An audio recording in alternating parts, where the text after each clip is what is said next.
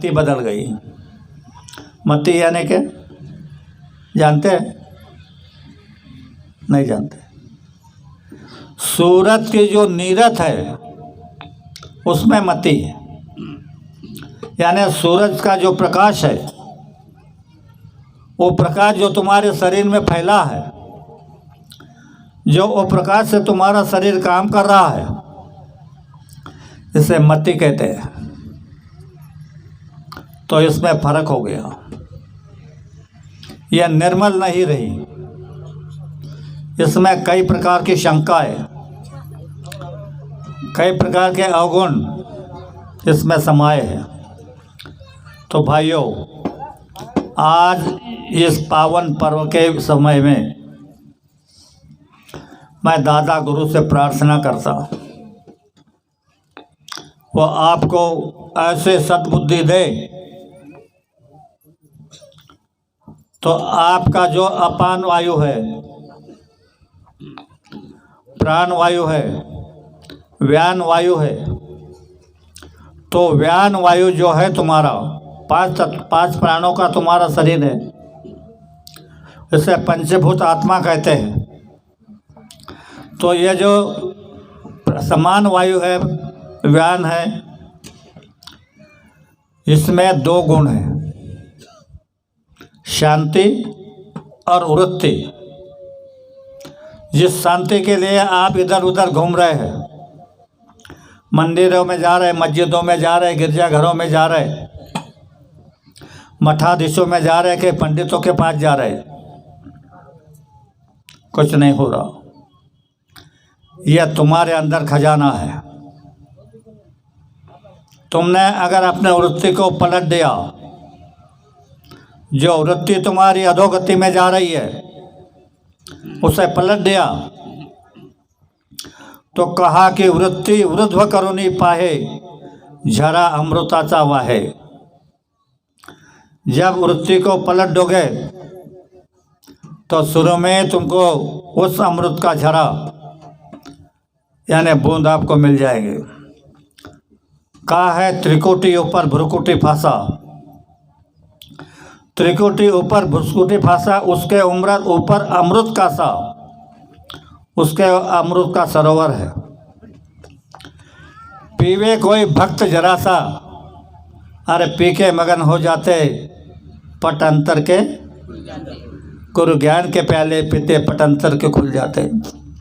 तो पहले क्या पट खुलते हैं, ध्यान से सुनो। जब आप सच्चे साधना में बैठोगे, सारी संसारिक बातों को पोटली बांध करके ऐसे रख दोगे, तो पहले तुम्हारे सामने कलर के पट्टे आएंगे, अलग अलग कलर। तो ये तत्वों के पट्टे होते हैं, तत्वों के कलर होते हैं। और हम जो काम करते हैं, आप देखते हैं कि मैं ऐसा करता हूँ, तो ये श्वास जो चलता है ये किस उंगली पर जा रहा है, और उस उंगली पर कौन सा तत्व है, इसका कौन सा कलर है, और ये लाभदायक है या अपायकारक है। इससे मैं आपको अपनी बातें बताता हूँ, पंचांग से नहीं। पंचांग तो हमने बनाया, लेकिन ये श्वास अनादिकाल से है, और इस पर आप अपने संसार को सुधार सकते हैं। तो कहा ये दोनों नाड़ियाँ, ईड़ा और पिंगला कहते हैं इसको, चंद्र नाड़ी और सूरज नाड़ी कहते हैं। तो कहा कि ईड़ा पिंगला सुषुम्ना चलती, ये तीनों नाड़ियाँ, ईड़ा पिंगला सुषुम्ना चलती, ऊपर ऊपर 10वीं खिड़की खुलती, अजब जाप का जाप कर लेती। अजपा जाप, ना हाले जपाना ओठ, अनिर्वाच्य घेई गोठ, तो पुरुष वेगड़ा से।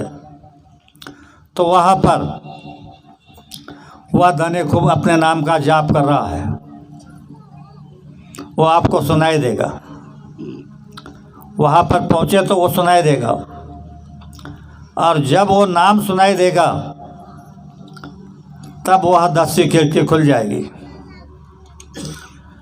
और 10वीं खिड़की जब खुलेगी तो वहाँ इतनी चिकनाई है कि ऐसे पैर रखोगे तो सटक जाएगा, घुटने टूट गए ऐसे लगता है। और फटाक करके जब उस पार जाओगे 10वीं खिड़की से तो एक बहुत बड़ा मैदान, इतना बड़ा तो ये धरती कुछ नहीं, उसे स्फटिक शिला कहते हैं, यानी सफ़ेद पत्थर। वहाँ पर अगर तुम खड़े हुए तो नीचे देखो तो तुम्हारी बॉडी तुमको नज़र आएगी, और इस धरती एक गेंद यानी चेंडू की तरह दिखाई देगी। ये अवस्था जब तुम्हारी हो जाएगी तब तुम समझ लेना कि अभी हम नींद में से जागे, साधना नहीं बनी, नींद में से जागे। तो मैं तो आभार मानता हूँ कि जो लोग ये मौका देते हैं हमें सत्संग करने का, आपको सुनने का, वह कितने सौभाग्यशाली है। और अभी यहाँ जो आयोजन कर रहे हैं साधना शिविर का, यह तो कोई बार बार नहीं लगता। तो साधना शिविर में मैं 4 दिन में, ज़्यादा 4 दिन में निपट लूँगा। 4 दिन में पूरा यहाँ से यह नक्श से लेकर के यहाँ तक सारा भेद आपके सामने रख दूँगा। यह जो है गुरु पद नख ज्योति, गुरु के नख में ज्योति है, देखत उजियारा होती। तो उसको कैसे देखना है यह भी मैं उस समय समझाऊंगा, क्योंकि सत्संग हर जगह अलग अलग होते हैं, साधना शिविर के अलग होते हैं।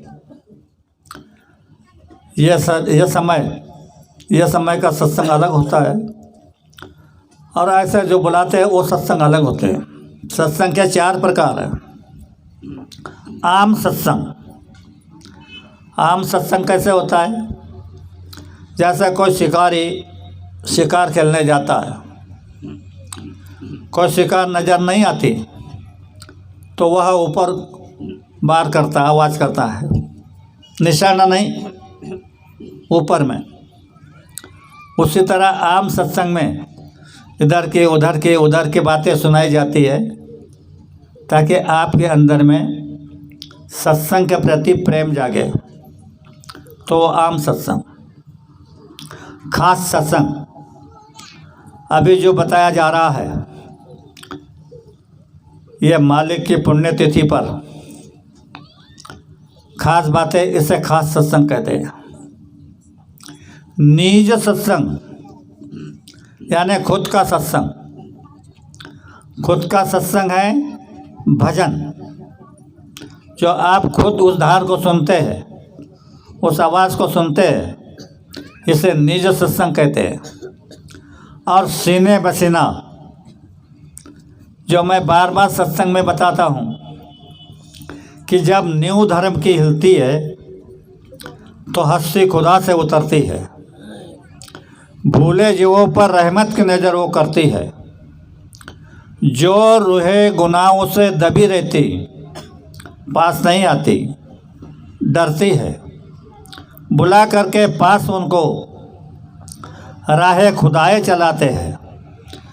और जो काम दवा से नहीं होता वो काम दुआ से होता है, और ऐसे कामिल मुर्शिद मिलते हैं तो बात खुदा से होती है।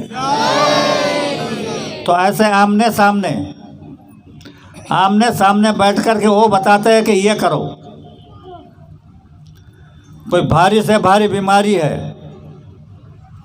तो कहते हैं कि ये इलाज करो, मेरे पास में कुछ नहीं। सच्ची बात बताओ तो मैं कुछ भी नहीं जानता, लेकिन वक्त आने पर आमने सामने की जब बात होती है तो ये मालिक इशारा करते हैं कि ये करो, तो आपका क्यों नहीं होता? आप भी तो गुरु का नामदान लिया है, ये किया है, तो क्यों नहीं होता? तो अंतर में गड़बड़ी है, मिलौनी है, और जहाँ मिलौनी है वहाँ पर गुरु रुकते नहीं। तुम्हारे अंदर में गुरु पद है, कहते हैं ना भजन है, गुरु पद कमड़ी वाद्य वाजती, वह असंख्य बाजे बज रहे हैं। गुरु पद कमड़ी वाद्य वाजती, सोहंग ध्वनि उन्मलिला। ये सोहंग, इसका बहुत बड़ा महिमा है। अभी अभी ये प्रार्थना जो गाते हैं संधू, मोल ने कुछ भी लिया, गुरु ने मस्त फकीरी दिया। कुछ भी मोल नहीं लिया, मस्त फकीरी दिया। और क्या दिखावा किया? सारी दुनिया की दौलत मैं हूँ, सारी हिम्मत की हिम्मत मैं हूँ, यही दिखाया किया, मोल न कुछ भी लिया। आँख मूंद कर सूरज देखा, कान मूंद कर अनहद सीखा, सोहंग में रंग गया, गुरु ने मस्त फकीरी दिया। जन्म मरण के बंधन काटे, टुकड़ा कहे दिल ऊंचा उल्टे। ध्यान से सुनो, जन्म मरण के बंधन काटे, टुकड़ा कहे दिल ऊंचा उल्टे, गुरु चेला एक भया। जो कहते हैं ना, एक डाले पर दो पंछी, कौन गुरु कौन चेला। तो अगर यह अवस्था आपकी हो गई तो तुम गुरु के समान हो गए। सब सुनते हैं, बताया जाता है, लेकिन कुछ नहीं। गुरु ने बुलंद आवाज से कहा था कि ए देश की देवी हो, तुम हमारे पास आओ, हम आपको लक्ष्मी बना देंगे, हम आपको अन्नपूर्णा बना देंगे, हम आपको सावित्री बना देंगे, हम आपको सीता बना देंगे। लेकिन किसी बहन ने यह नहीं पूछा कि यह बनने के लिए क्या करना पड़ेगा। यही पूछा कि सरकार मेरी गोद खाली, ये बच्चा हो जाए। संसार ही मांगा, और संसार का तो इनसे कुछ नाता ही नहीं है। संसार देने वाले तो दूसरे हैं, जिनको आपको ना ध्यान करने के लिए कहा, भजन करने के लिए कहा। यह जो चार धनी है पहले, ये आपको इस धरती के ऊपर सारी चीज़ें पुरते हैं, वो देते हैं, शासन नहीं, वो देते हैं। तो करो उनका सुमिरन,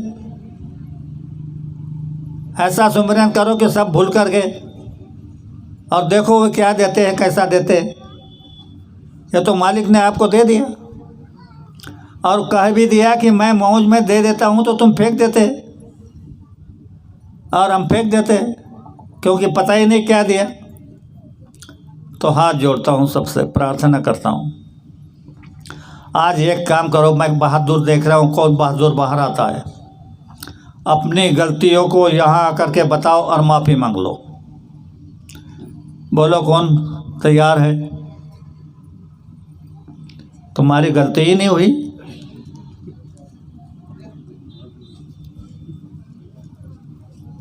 उधर मेरे साथ नहीं। जय गुरुदेव। जो मेरे से कुछ भी गलती हो गई, ऐसा मैं नहीं बोलता हूँ कि मैं जय गुरुदेव, मेरे से 1994 में मैंने आप बाबा जी के सुबह सुबह में नामदान लिया था, और उससे मेरे से बहुत गलतियाँ हो गई। तो मैं आप सत्संग के सामने, आप मेरे झोली में मेरी भीख की, अपना जो गलती हो गई मेरे से, मैं आपसे भीख मांग रहा हूँ। और आपकी सब मैं गलती को मान्यता सब भाई गुरु के सामने मांग रहा हूँ। जय बैठो गुरुदेव। बैठो, ऐसे नहीं, मेरे से गलती हो गई, माफ़ी मांग रहा हूँ। क्या गलती हुई? बैठो अभी। जो जैसे द्रौपदी ने अपनी गलती को बता दिया कि मेरा मन कर्ण पे डगमगा उठा, तो इस सत्य में इतना बल था कि नीचे पड़ा हुआ फल ऊपर जाकर डाली को चिपक गया। तो ऐसे सत्य बात जो तुमसे हो गई है, तो आज मौका है आपको, पर आपको डर लग रहा है कि हमने सच कह दिया कि ये क्या कहेंगे, ये क्या बोलेंगे। कोई बात नहीं, मर्जी आपकी। यही तो है कि देता हूँ पर तुम लेते नहीं, तुम्हारी झोली फटी है, तो कोई बात नहीं, आप जाने, आपके कर्म जाने। जय गुरुदेव। सर्व प्रेमी सत्संगी बंधू भगिनींना प्रेमाच्या जय गुरुदेव। सत्संगाचे कार्यक्रम भरपूर अण्णासाहेबांचे चालू आहे, परंतु नेहमीच मी त्यातून अटेंड करू शकतो आणि काही विशेष संदेश अण्णांच्या मुखारविंदातून लोकांपर्यंत येतो आणि तो नेमका माझ्या हातून सुटून जातो। काही माझी कमजोरी आहे किंवा मजबुरी असते म्हणून काही बरेच कार्यक्रम मी अटेंड करू शकत नाही, त्याच्यातले निम्मे कार्यक्रम मी अटेंड करतो आणि जगासमोर मांडण्याचा प्रयत्न करतो। यथामती जेवढी सेवा करता आले आणि या सेवेत माझी काही भूलचूक झाली असेल, होती माझ्याकडून, मी सर्व प्रेमींच्या समोर क्षमा याचना करतो, माफी मागतो आणि जास्तीत जास्त वेळ संगतमध्ये सेवा करण्याचा अण्णासाहेब करून घेतात, ती त्यांची दया आहे, हे बी मी आभार मानतो। आपण मला क्षमा करा। जय गुरुदेव। और कोई है? जय गुरुदेव। मेरा दोस्ती यारी में कुछ नशीली चीज़ों का मैंने सेवन कर लिया था, मैंने बहुत बड़ा अपराध किया है, इसलिए मैं पूरी संगत को माफ़ी चाहता हूँ, मुझे माफ़ करेंगे ऐसी आशा रखता हूँ। ये सच्चाई है। ये सच्चाई बताइए।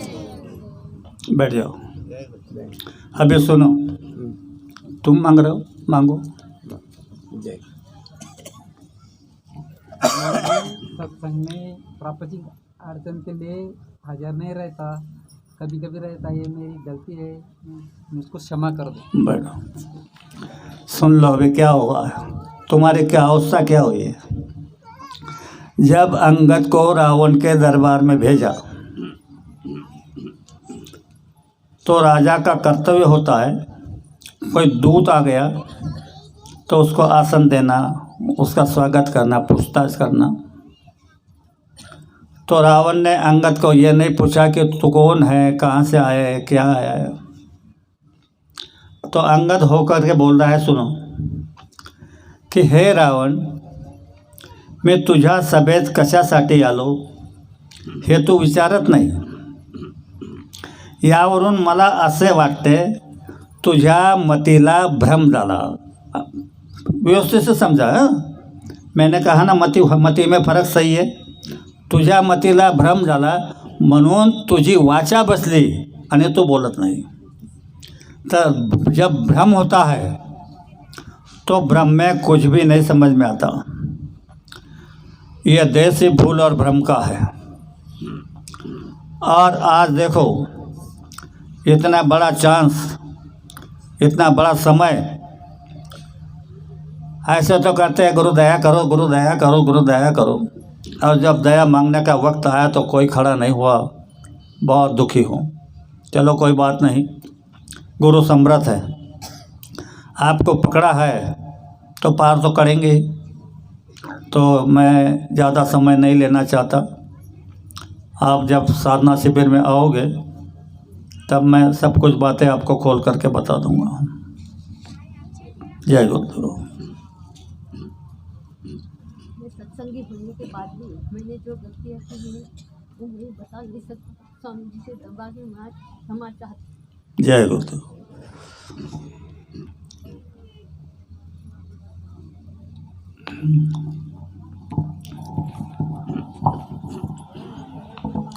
तो प्रेमियों, मैं मालिक से, दादा गुरु से प्रार्थना करता हूँ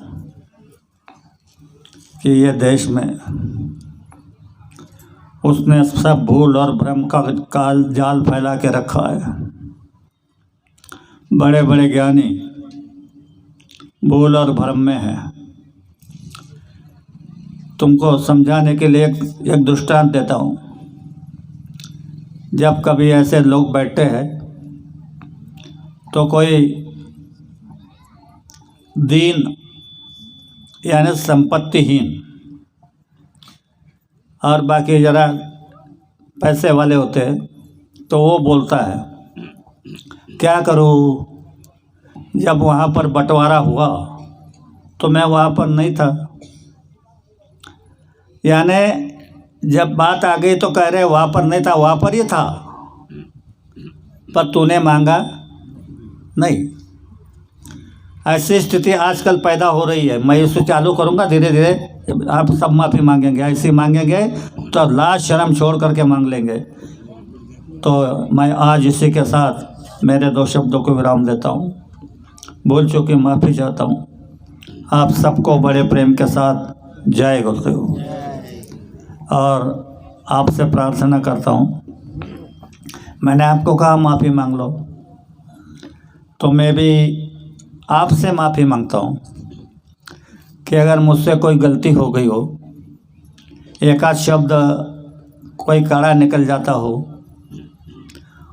कोई आपको धुतकार देता हूँ, तो आप मुझ पर दया करना।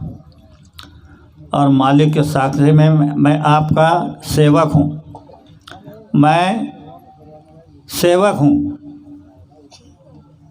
यानी सेवकों का सेवक। इनका सेवक तुम और तुम्हारा सेवक मैं। तो मुझे भी आपका सेवा करने का मौका देते चलो, और मैं आपकी सेवा करते रहूँगा। ये मालिक के सामने प्रतिज्ञा कर रहा हूँ। आप सबको बड़े प्रेम के साथ जय गुरुदेव।